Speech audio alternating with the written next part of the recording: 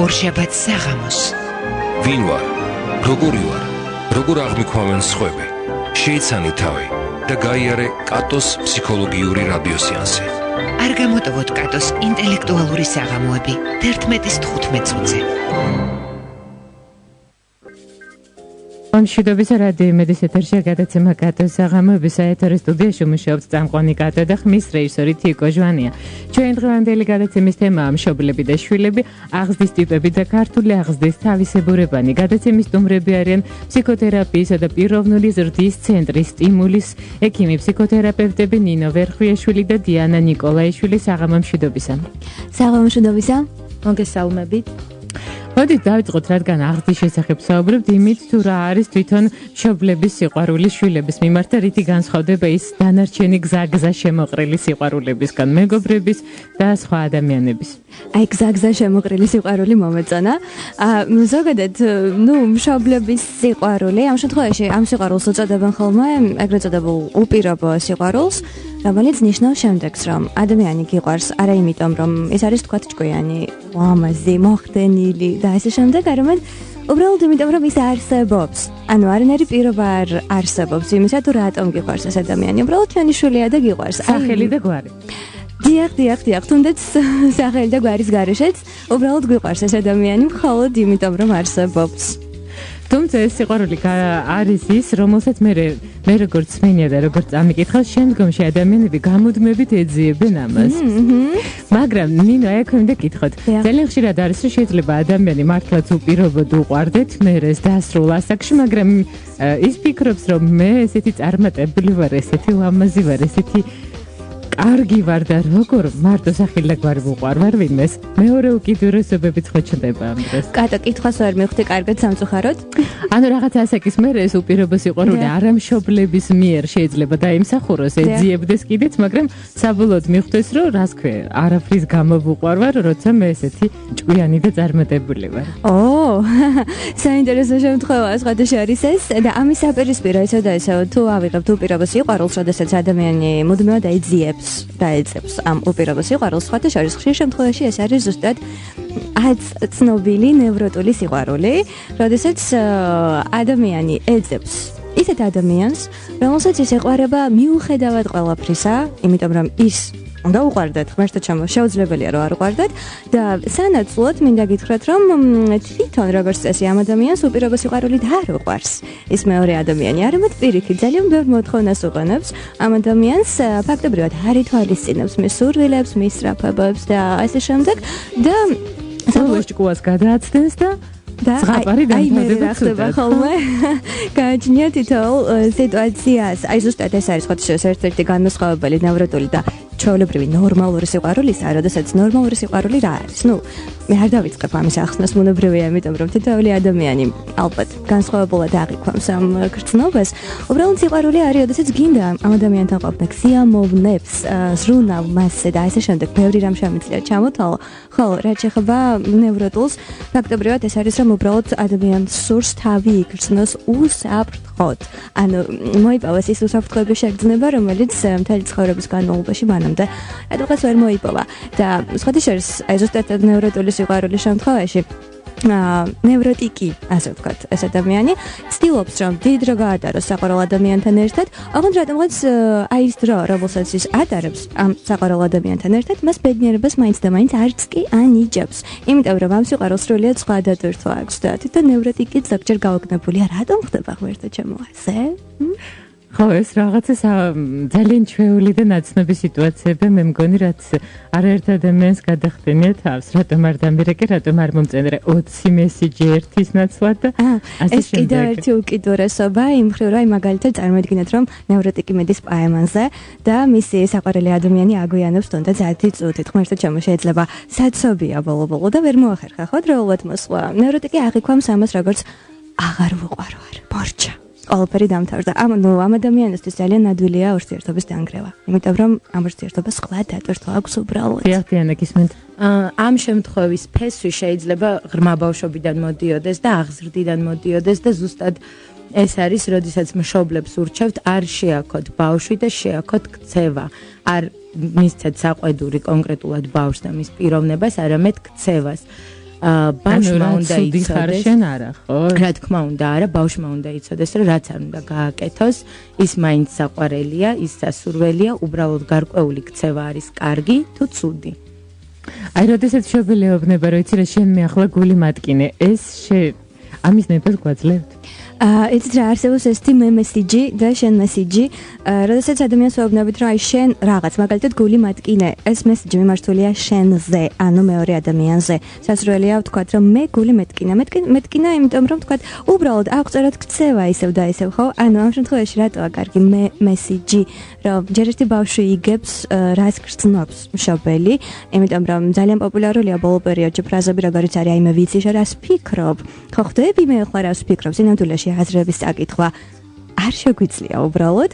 ამდენად ზედაპირული მსჯელობა აქვს. ნამდვილად დაუშვებელია, შესაბამისად მშობლებისთვის კარგი იქნება თუ პირდაპირ გააგებინებენ შვილებს თუ რას გრძნობენ ისინი აი ამ დროს. ბავშვიც შესაბამისად ისწავლის თუ რაოდენ მნიშვნელოვანია მე მესიჯი და მომავალში მისი ურთიერთობები უბრალოდ უფრო ჰარმონიული იქნება. და როდესაც გვაქვს შემთხვევა, რომ მშობლები ძალიან უფრთხილდებიან ერთმანეთს, თუნდაც იმიტომ რომ შეიძლება დედა არის შეუძლოდ რაღაც დაავადება აქვს მას გადატანილი, ან მამა და მისი მართლაც არ შეიძლება მისი განერვიულება და ზედმეტი ემოციები.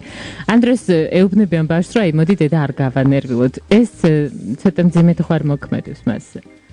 იცით რა კატო, თუ არის ასეთი შემთხვევა, როდესაც რეალურად არის პრობლემა ჯანმრთელობის, ბავშვი არის ჩვეულებრივი ოჯახის წევრი და მან ზუსტად უნდა იცოდეს რა ხდება მის ოჯახის წევრთან და ზუსტად უნდა იცოდეს რა ეს კონკრეტული ნერვიულობა, რომელიც შეიძლება უბრალოდ რაღაცა უწყინარი ცელქობით არის გამოწვეული, შეიძლება საზიანო იყოს მშობლისთვის. ბავშვი გააცნობიერებს ამას და რა თქმა უნდა ყველანაირად შეეცდება რომ მოიქცეს უფრო კარგად. იმ შემთხვევაში თუ მშობელი უბრალოდ ეჩხუბება და ამცირებს ბავშვს და ეუბნება რომ ამ საქციელი დედას კლავს, აზიანებს და ასე შემდეგ, რა თქმა უნდა აქ უკვე მეიდენტურობას ეხება მშობელი და ბავშვს შეიძლება გარკვეული კომპლექსები და პრობლემები ჩამოუყალიბდეს. მოდით აი ჩვენ უპირობეს სიყვარულს დაუბრუნდეთ, რომლის დეფიციტიც საეჭვოდ იწვევს ალბათ მე როგორც მივხვდი უკვე ალბათ იწვევს სწორედ იმ ნევროტულ შეყვარებულ შემდგომში თუ კი ბავშვობაში გაქვს ამის დეფიციტი. დიახ, შეიძლება გამოიწვიოს, არ არის აუცილებელი. უბრალოდ თავდაპირველად თუ მივყვებით ეს უპირობეს სიყვარულის არარსებობის შემთხვევაში რა ხდება? ბავშვი არის ჩვეულებრივი არსება, რომელიც საჭიროებს გარდა იმისა, რომ მას საკვებს აძლევენ, საჭიროებს ასევე სიყვარულს, რითმოს, მოფერებას, შეხებას ელემენტარულად, ხო?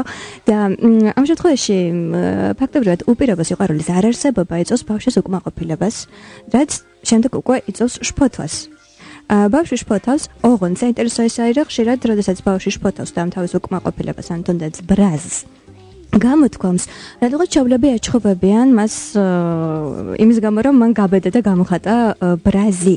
ამ შემთხვევაში ბავშვს უფრო ანევროზობთ, იქიდან გამომდინარე, რომ მას უკვე რამდენიმე ვარიანტი აქვს, რომ მოიქცეს ერთი, რომ უბრალოდ გახდეს უმწეო, ასე ვთქვათ, გახდეს უმწეო ბრჭყალებში, რა თქმა უნდა, იმიტომ რომ მშობლებს დაანახოს, რომ აი მას ჭირდება მშობლების რონველობა, იმიტომ რომ სხვანაირად ვერ იღებს ამ სასურველს. მეორე ვარიანტი ეს არის, რომ მშობლებს აგრძნობინოს, რომ მას მათი ეშინია და შესაბამისად ამიტომ იქცევა ასე და ამიტომ მშობლებიც უკვე იძულებულები არიან რომ მიაქციან ყურადღება. ანუ არ აკეთებს ისეთ რაღაცას, რაც გამოიწვევს მშობლების მხრიდან კრიტიკას. მესამე, შეიძლება უყვარდეს მშობლები ბავშვს, იქიდან გამომდინარე რომ თუ არ ეყვარება მშობლები, მშობლებსაც არ ეყვარებათ. ამიტომ ისევ და ისევ შიში დაკარგოს ეს სიყვარული, რომლის მიღებაც შეუძლია. და დანაშაულის განცდა კიდევ ერთი ბავშვი პატარა არსება 3 წლამდე განსაკუთრებით არ იქვა ცნობიერი არსება, ანუ უპირობოდ იღებს ფაქტობრივად ნებისმიერი სახის ინფორმაციას და როდესაც ხდება მშობლის მხრიდან კრიტიკა, ბავშვი ამას აღიქვამს საკუთარი პიროვნების მიმართ, რაზეც საუბარი იყო თქვათ ამ მესიჯში და თulis რომ აი რაღაც ნებისმიერ კონფლიქტში ერთადერთი დამნაშავე არსება ეს არის თვითონ. ანუ მთლიან პასუხისმგებლობას იღებს საკუთარ თავზე, ამდენად უნდა ვერ იტოთ ამ ყველაფერს. ბავშვს ყურადღება ჭირდება, ზუსტად ამაზე ამბობდა ნინო, შეხება, ესე ვთქვათ, რომელიც როგორც პოზიტიური, ანუ წახალისება, ასევე ნეგატიური შეიძლება იყოს. ხშირად ისმის კითხვა, რატო ცელქობს ბავშვი. ეს ცელქობა არის შეიძლება ამ შემთხვევაში ერთადერთი საშუალება მიიღოს მშობლების მხრიდან შეხება. ანუ დაამტვრია ლარნაკი, დედის საყვარელი ლარნაკი, დედა მათეხა ერთი ამბავი, შედგა საოჯახო საბჭო, სადაც გადაწყდა როგორ უნდა დაისაჯოს ბავშვი. ანუ მენწიხლებით, მაგრამ კი, ანუ ბავშვმა მიიღო ყურადღება დიდი რაოდენობით და სამწუხაროდ ძალიან ხშირად ბავშვი, რომელიც ვერ ღებულობს დადებით შეხებას, ცდილობს ამ უარყოფითი შეხებით მაინც აინაზღაუროს ეს დეფიციტი, რაც ძალიან სამწუხაროა. და გარდა ამისა, უპირობო სიყვარულის ნაკლებობა მას შეაჩენს სამყაროსადმი უნდობლობას. დიახ, და სწორედ ეს ბაზალური ნდობის საკითხი, რომელსაც დიანა ისაუბრებს. იყო ესეთი ფსიქოლოგი ერიკ ერიქსონი, რომელმაც გამოყო 8 სტადია ადამიანის განვითარების. ჩვენ შევეხებით პირველ 3 სტადიას, რომელიც საკმაოდ მნიშვნელოვანია ბავშვის აღზრდის პროცესში. პირველი სტადია არის დაბადებიდან 18 თვემდე. ამ დროს ბავშვს უყალიბდება გარკვეული ნდობა სამყაროს მიმართ, ნდობა თუ უნდობლობა. იმ შემთხვევაში თუ ბავშვი ღებულობს ყურადღებას, ზრუნვას და ყველაფერს რაც მას სჭირდება იმისთვის რომ განვითარდეს, ამ შემთხვევაში ბავშვი ქმნის ასეთ სქემას სამყაროს მიმართ და სამყარო არის კეთილად განწყობილი და მისი ნდობა შესაძლებელია. იქიდან გამომდინარე, რომ 18 თვემდე ბავშვი არ გადის სოციუმში და მისთვის მთელი სამყარო ოჯახის ფორმატში არის ასახული. ის ადამიანები, რომელიც მასზე ზრუნავენ, არიან სამყაროს მოდელის, ესე ვთქვათ, წარმომადგენლები. იმ შემთხვევაში თუ დედა, ბებია, ძიძა თუ სხვა ადამიანები, რომლებიც მასზე ზრუნავენ, ტოვებენ მას უყურადღებოდ, შეიძლება სპოკის რჩევებს მიყვებიან და ბავშვს ყურადღებას არ აქცევენ, აძლევენ საშუალებას იტიროს რამდენიც მას უნდა. გადააგდეს სპოკი. ნამდვილად ეს რჩევა არ არის ყურადსაღები და არანაირად არ არის მიზანშეწონილი ბავშვს მიეცეს საშუალება 2 საათის განმავლობაში იტიროს. უბრალოდ თუ ბავშვი ტირის, კარგი იქნება თუ დედა განასხვავებს ტირილს. არიან დედები, რომლებიც ანსხვავებენ შიმშილის, წყენის, რაღაცა შიშის ტირილს ბავშვი და ეს ძალიან კარგია. და ბავშვს აძლევენ იმას, რაც მას სჭირდება. ამ შემთხვევაში ბავშვს აქვს ბაზალური ნდობა სამყაროს მიმართ, რაც პირველი ეტაპია, ადეკვატური აქტუალიზატორის, ან ესეთი წარმატებული პიროვნების ჩამოყალიბებაში. პირველი 6 თვის განმავლობაში ბავშვისთვის სულ ერთია, ვინ აძლევს მას ამ სითბოს და სიყვარულს, ხოლო 6 თვის შემდეგ უკვე ანსხვავებს გარკვეულ პიროვნებებს, რომლებიც მასზე ზრუნავენ. ძალიან კარგი იქნება თუ დედა დაიწყებს მუშაობას, ძიძა იყოს ყოველთვის ერთი და იგივე, ანუ არ არის მიზანშეწონილი 2 სხვადასხვა ძიძა ყავდეს ბავშვს, ან თქვათ გარკვეული პერიოდი ერთი ძიძა და შემდეგ სხვა თქვათ ბევრად უფრო განათლებული ძიძა რომ აყავთ.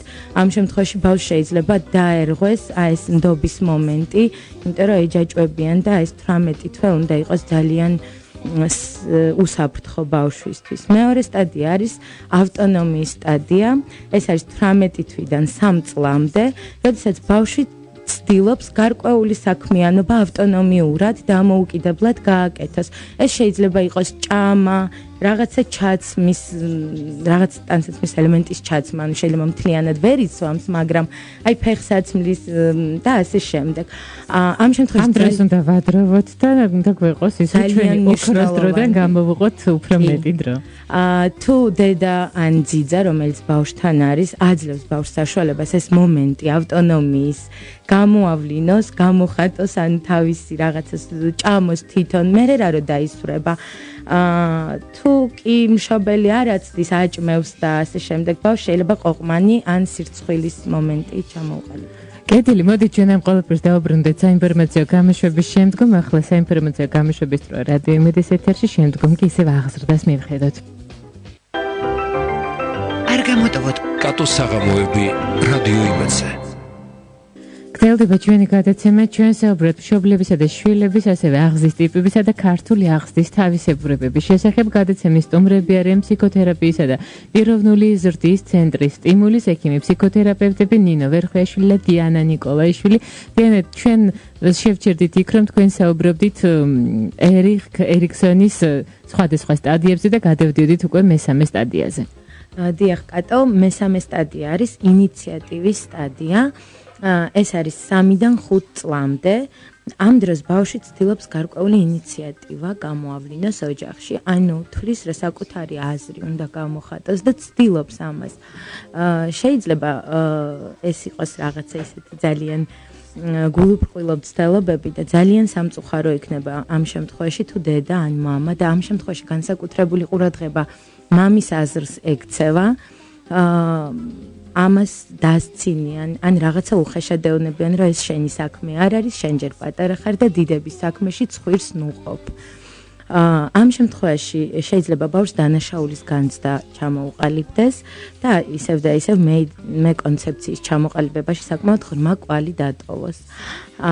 იმ შემთხვევაში თუ ოჯახი რაღაცა საქმეს წყვეტს, ძალიან კარგი იქნება თუ მისცემენ ბავშვს აზრის გამოხატვის უფლებას და ყურადღებას მიაქცევენ, აუხსნიან სად დაუშვა შეცდომა და რა იქნება კარგი ამ შემთხვევაში.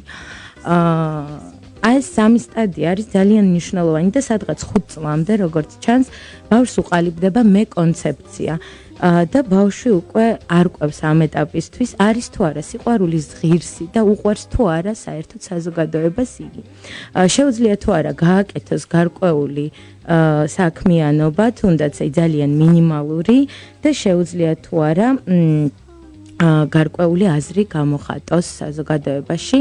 ეს 3 სტადია არის საკმაოდ მნიშვნელოვანი. დანარჩენი უკვე სკოლის და საზოგადოების პრეროგატივაა და ამ შემთხვევაში ამ გადაცემისთვის უფრო საინტერესო და სხვა თემებს შევეხებით. და თვითონ სამყაროს მეურვებლობა რამდენად მნიშვნელოვანია მის შემდგომ ცხოვრებაში, მის წარმატებაზე რამდენად იჩენს ეს თავს. ძალიან მნიშვნელოვანია კატო, არის ესეთი კეთილდღეობის ფორმულა, რომელიც საქართველოში არ არის ძალიან ცნობილი, მაგრამ მოგახსენებთ, რომ ადამიანის კეთილდღეობა უდრის ეფექტურობას გამრავლებულ იღბლიანობაზე. თუმცა ეს ის იღბლიანობა არ არის, რომელიც ახლა ჩვენ ყველამ ალბათ გავიფიქრეთ. რა თქმა უნდა, ეს არ არის ის, ვთქვათ, თუ დავაყენებ გარკვეულ რიცხვზე და რულეტი ის იმ რიცხვს ამომიგდებს თუ არა და ასე შემდეგ, მაგრამ თუ ეფექტურობა არის ის ყველაფერი, ის ცოდნა, ის უნარები, რომელსაც ადამიანი ფლობს გარკვეული ეტაპისთვის, იღბლიანობა არის დამოკიდებულება საკუთარი თავის მიმართ, სხვების მიმართ და გარემოს მიმართ. ბავშვი ახალშობილი, რომელიც იყო სასურველი და ორსულობა იყო ნორმალური და ფიზიოლოგიური მშობიარობა იყო თუ საკეისრო, მაგრამ ყველაფერი რიგზე იყო. თითქმის ყველა ბავშვი იბადება ესეთი მეტარუქით, მე კარგად ვარ და სამყაროც კარგია.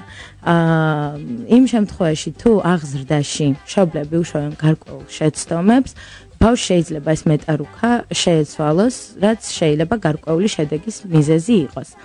იმ შემთხვევაში თუ ბავშვს სუსტი მეიდენტურობა აქვს და ყველა შენიშვნას და ყველა საყვედურს ღებულობს საკუთარ თავზე და ღებულობს გადაწყვეტილებას, რომ მე ცუდი ვარ და სხვები კარგები. ამ შემთხვევაში შეიძლება ბავშვს სოციალური თვითმკვლელის ფუნქცია, ესე ვთქვათ, ან როლი კონდეს ცხოვრებაში. ანუ ეს იზრდება ადამიანი, რომელსაც არ აქვს ინიციატივა, რომელიც არ გამოხატავს არანაირ ინიციატივას. იმ შემთხვევაში თუ იქნება რაღაცა კარიერული წინსვლის შანსი, ის გახდება აუცილებლად ავად იმ პერიოდში, ან დაუთმობს სხვას. და ეს ფრაზა, მე შენი სიყვარულის ღირსი არ ვარ, მე ამ წარმატების ღირსი არ ვარ, მე ესეთი კარგი შვილის ღირსი არ ვარ და ასე შემდეგ, ეს არის აქამდე ბელეტრისტიკა მეგონა. ეს არის ზუსტად ამ ადამიანების ფრაზები. კიდე საკმაოდ საინტერესო მომენტია, ეს ადამიანები უკიდურესი, ანუ გასვლის წერტილი არის თვითმკვლელობა. ანუ თუ სხვა შანსი ამ ადამიანს არ აქვს, ის მოიკლავს თავს, შეიძლება დატოვოს გულის ამაჩუყებელი საკმაოდ გრძელი წერილი, სადაც ახსნის და ბოდიშს მოუხდის ყველას, ვისაც ატკინა ამით გული, მაგრამ ვერასდროს ვერ დაუშავებს ვერავის ვერაფერს, უმჯობესია წავიდეს ცხოვრებიდან. მეორე ვარიანტი, ადამიანი, რომელსაც აქვს ძლიერი მეიდენტურობა, ეს ადამიანი ღებულობს გადაწყვეტილებას, რომ მე კარგი ვარ, უბრალოდ სხვები შეიცვალნენ ჩემს მიმართ და ისინი ცუდები არიან. ეს ადამიანები იზრდებიან ლოზუნგით გავიზრდები და გიტირებთ ყოფას. ანუ ცდილობენ მაქსიმალურად დასაჯონ მშობლები, სკოლა, თანამშრომლები, მეგობრები, საყვარელი ადამიანები. დასაჯონ და დაუმტკიცონ, რომ კარგები არიან. საკმაოდ ადრეულ ასაკში აღწევენ წარმატებას, მაგრამ ყველაზე სამწუხარო ამ სქემაში არის ის, რომ ეს ადამიანები ვერ ღებულობენ სიამოვნებას შედეგით. იმდენად ორიენტირებულები არიან იმაზე, რომ დაუმტკიცონ მთელს მსოფლიოს, რომ ძალიან კარგები არიან, შედეგი უკვე გადადის ფონში და მეორეხარისხოვანი ხდება. და არიან სულ გაბრაზებულები თითქოს. თითქოს და სულ გაბრაზებულები, ძალიან ამბიციურები და გასვლის წერტილი ამ შემთხვევაში არის მკვლელობა. სამწუხაროდ აი დასავლეთის სკოლებში იყო რამოდენიმე შემთხვევა, როდესაც მოსწავლეები უვარდებოდნენ კლასელებს და ისროდნენ იარაღს. ანუ ამ შემთხვევაში, როდესაც ვერ აიტანეს დამცირება, მათ გადაწყვიტეს, რომ ჯობია სხვა მოვკლა და დაუმტკიცო ისევ და ისევ ყველას, რომ კარგი ვარ, ძლიერი ვარ, მაგარი ვარ. და მესამე ვარიანტი, რომელიც შეიძლება ჩამოყალიბდეს, მე ვარ ცუდი და სხვაებიც ცუდები არიან. ამ შემთხვევაში ეს არის ყველაზე წამგებიანი სტრატეგია, რა თქმა უნდა, სამივე წამგებიანია, მაგრამ აქ არანაირი მცდელობაც არ არის იმისა, რომ გაუმჯობესდეს სიტუაცია, იმიტომ რომ თulis რომ არანაირი აზრი არ აქვს და ნუ შეიძლება რაღაცა ესეთი საკმაოდ წარუმატებელი, რასაც ბომჟებს ვეძახით და ნარკომანები და ფსიქიატრიული პაციენტებიც ჩამოყალიბდნენ ამ სტრატეგიას. ხოლო რაც შეეხება იმ დადებით მეტარუქას, რომელთაც დავიწყეთ, მე ვარ კარგად და სხვაებიც კარგად არიან, ეს შეიძლება შეუნარჩუნდეს დაახლოებით სხვა მონაცემებია, მაგრამ 3-4% ადამიანების რჩება ამ მეტარუქით. ძალიან კარგი იქნება თუ გარკვეული შეცდომები დაუშვეს მშობლებმა და მოისმინეს ეს ინფორმაცია, გამოასწორონ, ან შეეცადონ რამენაირად გამოასწორონ ეს მდგომარეობა და ისევ დაუბრუნონ ბავშვს ნდობა სამყაროს მიმართ, საკუთარი თავის მიმართ და სხვების მიმართ. კეთილი, მოდით მაშინ ჩვენ თვითონ აღზრდის ტიპებს შევეხოთ, რა და რა სტილი არსებობს თვითონ აღზრდისა. რაც შეეხება აღზრდის ტიპებს, ბევრი კლასიფიკაცია არსებობს, მაგრამ ერთ-ერთი ყველაზე ცნობილი არის დაყოფა აღზრდის ტიპების ავტორიტარულ, ინდიფერენტულ, ჰიპერმზრუნველობაზე და ასევე დემოკრატიულ სტილზე.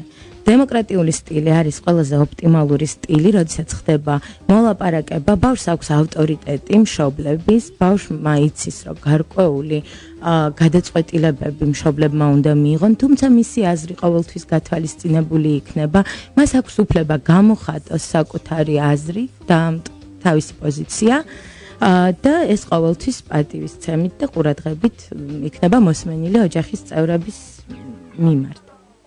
ანუ დემოკრატიულ სტილზე, როდესაც ხდება საუბარი, ზოგადად რომ ეს არის რაღაც ისეთი სტილი, სადაც არ არსებობს წესები და ესე შემდეგ, არავითარ შემთხვევაში.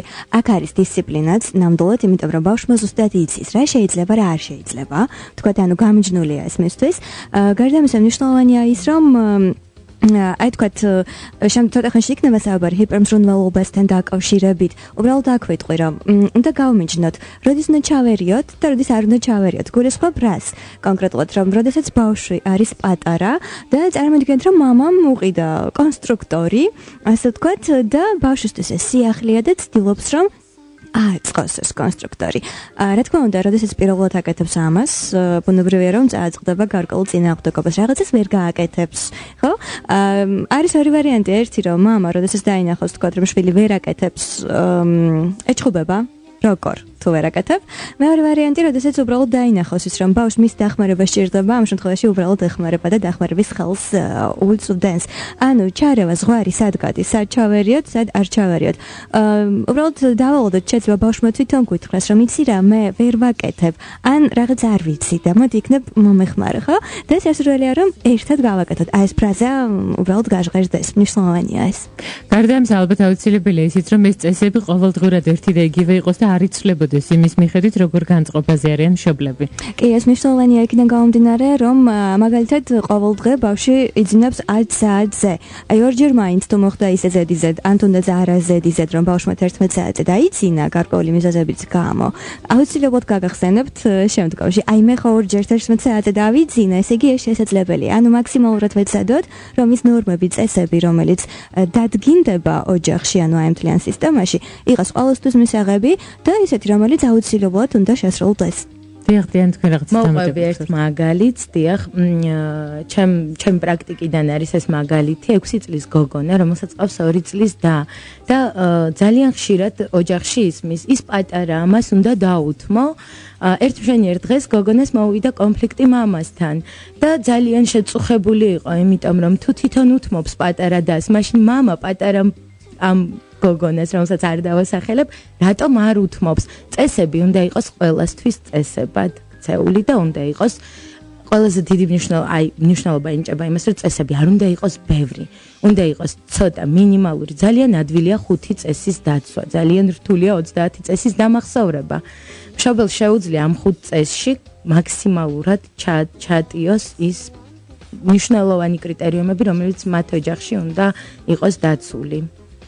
და გარდა ამისა, როდესაც არჩევანზე მიდგება ეს დემოკრატიული აღზრდის სტილის შემთხვევაშიც არჩევანზე მიდგება საქმე, აქაც ალბათ ყოველთვის დაბალანსება მარტივად შეიძლება, იმიტომ რომ როგორც ერთმა ჩემმა ნაცნობა ფსიქოლოგმა აღნიშნა, დილა შეგიძლია შესთავაზო შვრიის ფაფაუნდა თუ ბრინჯის და ეს ორივე პროდუქტი შენი შერჩეულია, ის უბრალოდ ირჩევს ამარიდან ერთ-ერთს. რა თქმა უნდა და ეს ძალიან კარგია, იმიტომ რომ ბავშვს ეძლევა არჩევანის საშუალება და უფლება.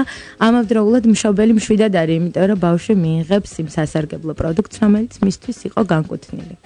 და კიდევ დავამატებ უბრალოდ იმას, რომ არის ხოლმე შემთხვევები, როდესაც მშობელი სთავაზობს რამდენიმე ვარიანტს, აღარ აქედან რომელიმე თვითონ არ აწყობს. არა, ასეთ ვარიანტს ნუ შესთავაზებთ, იმიტომ რომ შეიძლება ზუსტად ის ვარიანტი არჩიოს, რომელიც თქვენ არ გაკმაყოფილებთ, ამდენად აბსოლუტურად ყველა ვარიანტი თქვენს მიერ კარგად გააზრებული და რა თქმა უნდა თქვენთვის მისაღები უნდა იყოს. და იდეა თქვენ ახსენეთ უმცროსი და უფროსი შვილების დამოკიდებულების პრობლემა. უფროსი შვილები უფროსები ხდებიან არა ასაკთან ერთად, არამედ მეორე ბავშვის გაჩენასთან ერთად. და როგორ უნდა დავარეგულიროთ მათ შორის ურთიერთობა, იმიტომ რომ ძირითადად მაინც ეს არის, ხო, ის უმცროსია და დაუთმე. ეს ფრაზა რითი უნდა ჩავანაცვლოთ? კატო, უფროსი ბავშვისთვის უმცროსი არის როგორც ერთ-ერთ რუსულ წიგნში ეწერა, ბოროტება, რომელიც მოიტანეს. ანუ ეს იყო აბსოლუტურად მოულოდნელი, მისთვის არასასურველი რაღაცა ზოგ შემთხვევაში, რომელიც მოიყვანეს და ახლა უკვე უნდა გარკვეული პატივისცეს მის სურვილებს და მის განრიგს უნდა მეტნაკლებად რაღაცნაირად სცემდეს პატივს. ძალიან კარგი იქნება თუ მშობლები არ განასხვავებენ ბავშვებს და არც ასაკის და არც სქესით და წესები უნდა იყოს აბსოლუტურად ერთი და იგივე. თუ რაღაცა სიტუაცია არის, როდესაც უფროსი საფრთხეს უქმნის უმცროს, მშობლებმა უნდა აუხსნან ისევე როგორც აუხსნიდნენ უფროს ადამიანს, ზრდასრულ ადამიანს, რა ზიანი შეიძლება მიიღოს პატარამ გარკვეული ქცევით ან გარკვეული манипуляციით და ბავშვი აუცილებლად გაიგებს და ის მინდა ვთქვა, რომ ადამიანი ყოველთვის აკეთებს საუკეთესო არჩევანს იმ არჩევანებს შორის, რომელიც მას გააჩნია იმ მომენტისთვის. ამიტომ მაქსიმალურად მივცეთ დადებითი ვარიანტები ბავშვებს და ბავშვები ყოველთვის დადებით და პოზიტიურ არჩევანს გააკეთებენ ამ შემთხვევაში. და კიდევ ერთი კარგი იქნება თუ ამ შემთხვევაში უფროს ბავშვს ჩავრთავთ უმცროსი ბავშვის აღზრდაში. ანუ დავაკისრებთ გარკვეულ როლს, რომელსაც ის შეასრულებს მერწმუნედ თუ სწორად იქნება ეს ინფორმაცია მისთვის მიწოდებული. უმცროს და უფროს შვილებს აქვს ხოლმე პრობლემა ერთი და იგივე სათამაშო. ჩემ მშობლებს ყოველთვის ვიხაროდათ, რომ ქათამს ჰქონდა 2 ბარკალი, იმიტომ რომ ჩვენ ორივეს გვინდოდა ბარკალი. და სათამაშო ყოველთვის ჰქონდა ერთნაირი და 2 ცალი, იმიტომ რომ ამას მოყვებოდა სხვადასხვა ოთახებში ჩვენი განცალკევება და მოთქმა გოდება. მაგრამ რაღაც ასაკის მერე აღმოაჩინეთ, რომ არსებობდა თამაშები, რომლებიც ერთად შეგვეძლო გვეთამაშა და შესაბამისად ამ შემთხვევაში ეს სათამაშო იყო ერთობლივი მონოპოლია, გნებავთ რაღაცა მსგავსი. მაგრამ როცა ხო ხდება, რომ შეუძლებელია რომ 2 სათამაშო გქონდეთ ერთნაირი ბავშვებს, ამ შემთხვევაში რო ატყდება პორჭყნა, როგორ დავაშოშმინოთ.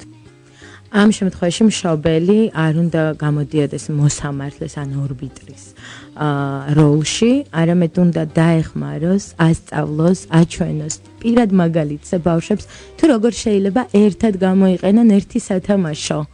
და ძალიან კარგი შედეგი შეიძლება მიიღონ ამით. შეიძლება გამოიყენონ თერაპიული ზღაპრები, სადაც იქნება მსგავსი სიტუაცია, შეიძლება რაღაცა ცხოველების ან სხვა ადამიანების მონაწილეობით და ეს იქნება საკმაოდ ეფექტური. თუ არა და ბავშვები ჩხუბობენ ხოლმე და ეს მისაღებია და მშობლებმა უნდა მიიღონ ეს. კეთილი, ჩვენ დროებით ისევ მუსიკას უნდა დავასმოთ ამჯერად ეთერი, შემდგომ საინფორმაციო გამოშვება გელით და მოგვიანებით გავაგრძელებთ საუბარს აღზრდის შესახებ. კატოს საღამოები რადიო იმედზე. გრძელდება ჩვენი გადაცემა, ჩვენ საუბრობთ მშობლებისა და შვილების აღზრდის ტიპების და ქართული აღზრდის თავისებურებების შესახებ. გადაცემის სტუმრები არიან ფსიქოთერაპიისა და პიროვნული ზრდის ცენტრის სტიმულის ექიმი ფსიქოთერაპევტები ნინო ვერხვიაშვილი და დიანა ნიკოლაიშვილი. დიანა, ჩვენ შევჩერდით სწორედ აღზრდის ტიპებს ვაყალიბებდით. დიახ, კატო და დემოკრატიული სტილი განვიხილეთ, რომლის შედეგადაც ყალიბდება ჰარმონიული და მრავალმხრივი ინტერესების მქონე პიროვნება. ეხლა კი განვიხილოთ დანარჩენი სამი სტილი. ავტორიტარული სტილი, ეს არის აღზრდის სტილი, როდესაც მშობლები კარნახობენ ბავშვს გარკვეულ წესებს, რომელიც საკმაოდ მკაცრია. ამ შემთხვევაში არ ხდება არანაირი გათვალისწინება ბავშვის სურვილების თუ ინტერესების. მშობლებმა ზუსტად იციან, რა ჭირდება ბავშვს და მხოლოდ ეს არის სწორი და ჭეშმარიტი. ამ დროს ბავშვს შეიძლება დაუსუსტდეს ანუ ის სურვილი თუნდაც რომ გამოავლინოს თავისი თავი და მივიღოთ სუსტი სასიცოცხლო პოტენციალის მქონე პიროვნება. მეორე მხრივ თუ ბავშვს ძლიერი მეიდენტურობა აქვს, შეიძლება დესპოტური პიროვნება მივიღოთ შედეგად. 13 წლის ასაკში დაახლოებით გარდატეხის ასაკში, როდესაც მშობლების ავტორიტეტი კლებულობს ზოგადად ბავშვისთვის, იწყება კონფლიქტები და ეს ვითომ და დამჯერი და ჭკვიანი ბავშვი ხდება მეამბოხე, რომელიც ცდილობს ყველანაირად დაამარცხოს, ესე ვთქვათ, ან დაანგრიოს ის წესები, რომელიც იყო ჩამოყალიბებული უკვე ამ ოჯახში და მშობლები ხშირად მოგმართავენ ემით, რომ ბავშვი იყო ფანტასტიკური, კარგი, გვიჯერებდა და ახლა რაღაცა ხდება მის თავს გაგიჟდა, გადაირია რა ყოფილა ეგ გარდატეხის ასაკი. ამ შემთხვევაში გარდატყდა უჩივიან, ხო? კი, ამ შემთხვევაში რჩევა მშობლების არის ის, რომ უნდა აღდგეს მაქსიმალურად ნდობა და თუ ნდობა არ იყო, მაშინ უნდა ჩამოყალიბდეს ეს ნდობა, რა თქმა უნდა, დაგვიანებული, მაგრამ მაინც შედეგიანი იქნება. უნდა მისცენ ბავშვს საშუალება თავისი აზრი და თავისი პოზიცია საერთოდ კონდეს. ყოველთვის უნდა კონდეს ბავშვს პირადი სივრცე, უნდა დაიცვანეს და არ უნდა შევიდნენ თუნდაც მის ოთახში დაკაკუნების გარეშე. რატომ? იმიტომ რომ თვითონაც ითხოვენ, რომ ჩემ ოთახში უნდა შემოხვიდე მხოლოდ დაკაკუნების შემდეგ. ანუ ისევ და ისევ იმ წესებს უბრუნდებით, რომელზეც ვლაპარაკობდით, წესი. კანონია როგორც მშობლებისთვის, ასევე ბავშვებისთვის, რა თქმა უნდა. დიახ, ნინო. ანუ რაც შეეხება ავტორიტარულ სტილს, აი ხშირად არის ხოლმე, როდესაც მაგალითად სწავლასთან დაკავშირებით კონფლიქტი აქვს მშობელს და შვილს, რატომ? იმიტომ რომ მშობელი ინტერესდება მხოლოდ იმით ისწავლა თუ არა მან გაკვეთილი. ანუ ამ დროს აქ ძალიან მნიშვნელოვანია კიდევ შემდეგი ფაქტორები, რომ სწავლის პროცესში ზოგადად ადამიანი, ანუ ბავშვი საკუთარ თავს ასწავლის სწავლის უნარს, ანუ უყალიბდება ეს ყველაფერი. თუმცა მშობელი ამ თავის ჩარევით მხოლოდ კითხვით ისწავლე თუ არ ისწავლე, ბუნებრივია ამას არ ითვალისწინებს. გარდა ამისა, ისე და ისე სწავლის პროცესში ბავშვი ყალიბდება ან თავდაჯერებულობა და კმაყოფილება, ან პირიქით თავდაჯერებულობის ნაკლებობა და უკმაყოფილება. და გარდა ამისა, აი ეს მომენტი მნიშვნელოვან როლს თამაშობს თვითონ ამ მშობლის და ბავშვის ურთიერთობაშიც. ამდენად მხოლოდ საუბარი იმაზე, რომ თუ ისწავლე კარგი ხარ და თუ არ ისწავლე შესაბამისად არ ხარ კარგი, ხო? არ ღირს. ანუ მაშინ აი რა უნდა რამეთაც უნდა მიმართოს და როგორ უნდა გარკვიოს ნამეცადინებია თუ არა მისი შვილი და გარდა ამისა როგორ მიმდინარეობდა ეს პროცესი. აი დიანას უნდა მე მგონი რაღაცის თქვა. მე იმის თქვა მინდოდა რომ მშობელი ოდესღაც ბავშვი იყო და ოდესღაც იყო დრო. კი, სამწუხაროდ არ ახსოვთ ხოლმე და იყო დრო, როდესაც უჭირდა გარკვეული დავალების შესრულება, ან ცდილობდა რაღაცა ტყუილით, ან შეიძლება რაღაც მოხერხებულობით თავი დაეღწია ამ გაკვეთილის სწავლისგან. ეს აუცილებლად უნდა ახსოვდეთ მშობლებს და რაღაც მომენტში მისცენ ბავშვს თავისუფლება, მისცენ საშუალება, რომ დააღწიოს ამ თავისი მაიმუნობას დავარქვი, არ მინდოდა მყოფებდი, როცა მუსიკალურ სკოლაში წასვლა არ მინდოდა და არ მინდოდა ხა მაიმუნობა, მაგრამ იშვიათი გამონაკლისების შემთხვევაში მქონდა ამის უფლება. კი და მშობელმა ყოველთვის იცის როდის არის ბავშვი ავად რა თქმა უნდა და როდის იავად მყოფებს თავს და კარგი იქნება თუ მშობელი მანამ სანამ ბავშვი მოიავად მყოფებს თავს მისცემს საშუალებას ერთი დღე დაისვენოს ან რაღაცით ასიამოვნებს იმიტომ რომ ბევრად უფრო ეფექტურია ბავშვი იყოს აქტუალიზატორი ვიდრე манипуляტორი რომელზეც ცოტა მოგვიანებით დაწვრილებით მოგახსენებთ და ჩვენ უნდა განვიხილოთ აქვე ჰიპერმზრუნველობა ყველაზე ესეთი. სანამ ჰიპერმზრუნველობაზე ვიტყოდი ორი სიტყვით მინდა ინდიფერენტული სტილი აღვნიშნო, რატო? იმიტომ რომ ამ შემთხვევაშიც არ არის ემოციური ჩართულობა ბავშვის აღზრდაში, ასევე როგორც ავტორიტარულ სტილში, ინდიფერენტული აღზრდის სტილის შემთხვევაში მშობელი თვლის, რომ ბავშვმა თვითონ უნდა გააკეთოს ყველაფერი, თვითონ მიიღოს გადაწყვეტილება და თვითონ გაიზარდოს. რა თქმა უნდა, ბავშვს არ შეუძლია მიიღოს. ერთგვარი დეიზმი გვაქვს ამ შემთხვევაში. კი, მაგრამ ამ შემთხვევაში ბავშვს არ შეუძლია ინფორმაცია მიიღოს სრულყოფილი, ხშირად ეყრდნობა მცდარ რაღაც აი თანატოლებიდან მიღებულ ინფორმაციას და უბრალოდ სითბო და სიყვარული აკლია. ამ შემთხვევაში შეიძლება მიიღოთ ადამიანი ჩართულობის გარეშე, ანუ ადამიანი, რომელსაც არ აინტერესებს არაფერი, იმიტომ რომ არ დაინტერესეს მაშინ, როდესაც ეს იყო აუცილებელი და მნიშვნელოვანი მისთვის. და ესე ვთქვათ, პიროვნება მუხრუჭების გარეშე. ანუ ჩემთვის ყველაფერია შესაძლებელი, მე შემიძლია გავაკეთო ყველაფერი, შემიძლია 12 საათზე არ ვიყო სახლში, იმიტომ რომ არავინ არ მომაკითხავს და არ მკითხავს სად ვიყავი და ასე შემდეგ. რა თქმა უნდა, ამ შემთხვევაში მშობლებს ურჩევთ მაქსიმალურად დემოკრატიულისკენ გადახაროს ეს თავისი აღზრდის სტილი, დაინტერესდეს ბავშვის გრძნობებით, განცდებით და გარკვეული რჩევები, მითითებები და გარკვეული ცოდნა გადმოსცეს, რომელიც ასეთი მნიშვნელოვანია ბავშვისთვის ნებისმიერ ასაკში. და ჰიპერმზრუნველობა, კატო, ჰიპერმზრუნველობა არის აღზრდის სტილი, რომელშიც არის ემოციური ჩართვა ამ ორი სტილისგან განსხვავებით, მაგრამ ეს ისეთი ჩართვა, რომ ისურვებ, რომ ინდიფერენტულად გდგნენ. რომელიც საზიანოა, რა თქმა უნდა, საზიანოა, ბავშვს არ ეძლევა საშუალება ჩამოყალიბდეს პიროვნებად. ყველაფერს აკეთებენ მის მაგივრად, იცავენ ყველანაირად, ცდილობენ მაქსიმალურად დაძაბვის გარეშე გაზარდონ ეს ბავშვი და შედეგად შეიძლება მივიღოთ დამოკიდებული პიროვნება, რომელიც მშობლიდან მერე უკვე მეუღლის ხელში ბარდება, ან მკაცრი უფროსის და ასე შემდეგ. ანუ ადამიანი, რომელსაც ყოველთვის ჭირდება ის, ვინც მას მართავს. ან მეორე ვარიანტი, დესპოტურ პიროვნებას მივიღებთ, რომელიც ითხოვს ყველასგან, რომ მას მოუარონ, მიხედონ, იზრუნონ მასზე. ორივე შემთხვევა არის საკმაოდ დამანგრეველი ადამიანისთვის, ისევ და ისევ манипуляტორი იზრდება ამ შემთხვევაში და აი აქ რჩევები ცოტა განსხვავებულია, ანუ კი სითბო ძალიან კარგია, მაგრამ ბავშვს უნდა კონდეს თავისუფალი დრო, რომელიც იქნება მშობლებისგან თავისუფალი. აი დაახლოებით ასეთი რჩევები. და ჩვენ მაშინ, როდესაც არის ალბათ ჰიპერმზრუნველობა, გარდაებს არიან ავტორიტარი მშობლები და ბავშვებს ექნებათ გარკვეული პრობლემები, უკვე მე იძულებული ხარ რაღაც ხერხებს მიმართო და რაც ცბიერ გულს ცბიერ სახეს უნდა ამოაფარო, რაღაც манипуляციები უნდა განახორციელო. რა манипуляციებს ახორციელებენ ბავშვები? ну, როგორც ბავშვები, ასევე მშობლები, ბუნებრივია, ორივე ახორციელებს манипуляციებს. ბავშვების შემთხვევაში, პრინციპში ალბათ უპრიანი იქნება უფრო მოზარდების манипуляციებზე ვისაუბრო, იმიტომ რომ უფრო მოწიფულები არიან შედარებით ისინი და უფრო დახვეწილი манипуляციური ხერხებიც აქვთ. სხვადასხვა ერთ-ერთი აქ წამყვანი არის ტირილი. ანუ იგივე კატო თქვა რაც აღნიშნეთ ცოტა ხნის რომ ნუ ცუდად ხდებოდით ბოლო-ბოლო. იმიტომ რომ არ გსურდათ სადღაც ასვლა. ნუ ტირილი, იმიტომ რომ მშობლებს გულს ულბობენ, ასე ვთქვათ, ამ ტირილის მეშვეობით და მშობელიც, ნუ შემდეგ უკვე თანახმაა, რომ შეუსრულოს ბავშვს ეს თხოვნა ოღონდ არ იდიროს. მეორე სხვადასხვა საკუთარ გავრცელებული წავალს ახლიდან, ანუ ავდგებ და გავთხოვდები მერე.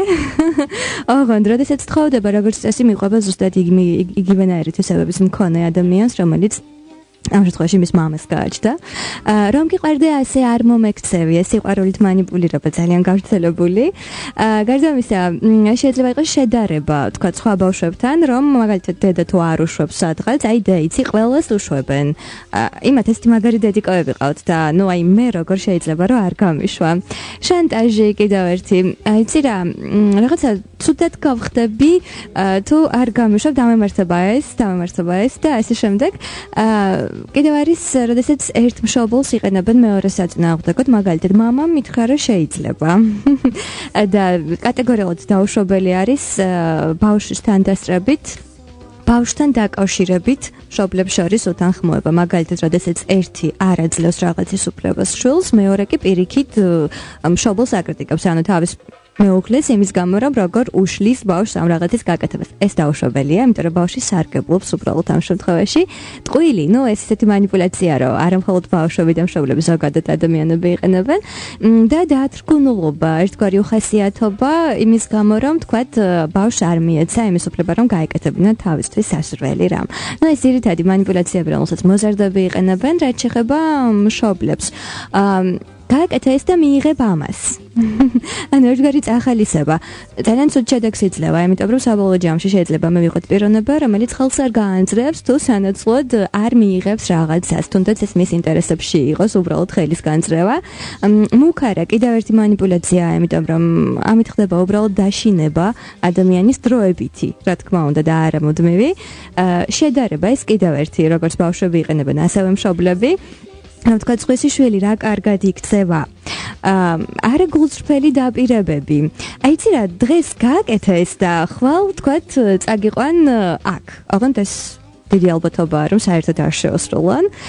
შანტაჟი, მაგალითად, გული გამისკდება ამას თუ გააკეთებ, როდესაც მშობელი ეუბნება შვილს, წარმოგიდგენთ, რომ მომავალში ამ მშობელს გულთან დაკავშირებული პრობლემა რა შეექმნას. ოღონდ რომელიც რა თქმა უნდა არ იქნება შვილიდან გამომდინარე, ქოცნებერ დონეზე ბავშვი შეიძლება გაუჩნდეს დანაშაულის განცდა, იმიტომ რომ მთელი ცხოვრება მას უჩიჩინებდა მშობელი, რომ გული გაუსკდება თუ ის ამ ნაბიჯს გადადგამდა. სიყვარულის გამოყენება ისევ და ისევ, რომ შენ თუ გიყვარვარ, შენ ამას არ გააკეთებ. აი რახან ასე იქცევი, ესე იგი შენ არ გიყვარვარ. გარდა ამისა, ესეთი ფრაზები, როგორიც არის, შენ უნდა გააკეთო ეს, შენ არ უნდა გააკეთო ეს. ანუ ყველაფერი ის, რასაც არ ვიხსნით ბავშვს, რატომ არ უნდა გააკეთოს, ამ პირიქით, რატომ უნდა გააკეთოს და უბრალოდ ვაიძულებთ, რომ ესე უკრიტიკოთ მიიღოს ეს ინფორმაცია. დადანაშაულება პლუს გარკვეულ რაღაცებში, იმიტომ რომ დადანაშაულება უკვე ეს ინდისის კენჯნას იწვევს და კერძოდ მაინც აი მაგალით რომ ავიყვანოთ. შენს გამო გამიჩნდა ჭაღარები თმებში. თუნდაც ფანტასტიკური მაგალითია, არა და მას ისედაც გაუჩნდებოდა ბუნებრივია, კი შეიძლება ცოტა დაჩქარდა, მაგრამ ნუ მაინც არ ღირს უბრალოდ, იმიტომ რომ სინდისის კენჯნა არ არის სასურველი რამ, რაც გვინდა რომ ჩვენ შვილებს გქონდეთ. ორიენტირება გარემოზე, ანუ რას იფიქრებს ხალხი, ეს კიდევ ერთი უკიდურესობა. ბავშვი იზრდება ორიენტირებული მხოლოდ გარშემო მყოფებზე და ფაქტობრივად თავისი მე გვერდზე აქვს გაწეული და პირველ რიგში ზრუნავს იმაზე, რომ მოიპოვოს სხვათა კეთილგანწყობა და თავისი თავით გასაადღაც ბოლოში სამწუხაროდ. სიყვარულის გამოყენება ნუ უკვე ვთქვით და მოლოდინი კიდევ ერთი მნიშვნელოვანი манипуляცია, რომ შენ უნდა იყო ასეთი. ანუ ძალიან ხშირად მშობლები მიაწერენ ბავშვს გარკვეულ თვისებებს, რომელიც ამ ბავშვს უნდა ჰქონდეს მომავალში. და იმ შემთხვევაში, თუ ეს ბავშვი არ არის ამ თვისების მატარებელი, ისევ და ისევ დანაშაულის განცდა უჩნდება, იმიტომ რომ მე თურმე არ ვარ აი ასეთი. და საკმაოდ გავრცელებულია მაგალითად საქართველოში პროფესიის არჩევანთან დაკავშირებით, რომ მშობლები უთითებენ ბავშვს, რა პროფესია უნდა აირჩიოს, მიუხედავად იმისა, რომ შეიძლება მას აბსოლუტურად სხვა სფეროში სურს მოღვაწეობა. დიახ, თქვენ რაღაცა დამატებთ. მე დავამატებ, რომ ძალიან ხშირად მშობლები ატარებენ ბავშვებს იმ წრეებზე, სადაც თვითონ უნდათ სიარული, მაგრამ გარკვეული მიზეზების გამო ბავშვობაში ვერ ახერხებდნენ. აი ხშირად ცეკვაზე, მუსიკაზე, ხატვაზე შეყავთ ბავშვები. ამ დროს არანაირი მნიშვნელობა არ აქვს, აქვს ბავშვს ნიჭი თუ არა აქვს. უბრალოდ ისინი თვლიან, რომ ეს აუცილებელია იმისთვის, რომ ბავშვი იყოს განვითარებული. ამ დროს ბავშვს უნდა სულ სხვა რაღაცა და ძალიან კარგი იქნება თუ ბავშვს ყურადღებას მიაქცევენ ამ დროს და არა საკუთარ სურვილად. და კიდევ ერთი ძალიან მნიშვნელოვანი უბრალოდ ეს არის საკუთარი შეუცვლელობის დემონსტრირება, რომელსაც მშობელი ხშირად ახორციელებს, ანუ მთელ დროს მაქსიმალურად ახარჯავს თავის შვილს, მხოლოდ იქიდან გამომდინარე, რომ შემდეგ კონდეს სათქმელი, აი მე შენ, გაგიკეთე ამდენი, შენ კი როგორ იქცევი. კეთილი ამასობაში ჩვენი გადაცემის დრო ამოიწურა და ჩვენი გადაცემის სტუმრები იყვნენ ფსიქოთერაპიისა და პიროვნული ზრდის ცენტრის სტიმულის ექიმი ფსიქოთერაპევტები ნინა ვერხვიაშვილი და დიანა ნიკოლაიშვილი. მადლობა სტუმრად მობრძანებისთვის. მადლობა. ასევე მადლობა თქვენ ჩვენს მსმენელს ყურადღებისთვის. გემშვიდობებით უსმინეთ რადიო იმედს. ორშაბათს საღამოს. ვინ ვარ? როგორი ვარ? როგორ აღმიქვამენ სხვები? შეიცანი თავი და გაიარე